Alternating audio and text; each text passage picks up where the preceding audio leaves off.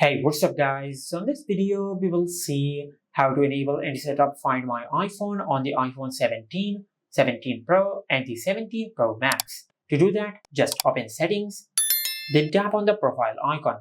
And from here, you will find the option of Find My. Just tap on it, then tap on Find My iPhone. Now just enable the toggle for Find My iPhone. And after you enable this toggle, you will be able to locate your iPhone. You can lock it or erase its data in case if it is lost or stolen. After that, just enable Find My Network, and by enabling this toggle, you will be able to find your iPhone even if it is offline. And after that, you have the option of Send Lost Location.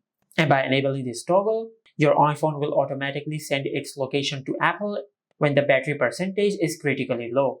After that, if you go back, you will find the option of Share My Location. Now, if you enable this toggle, you will be able to share your location with your family and your friends.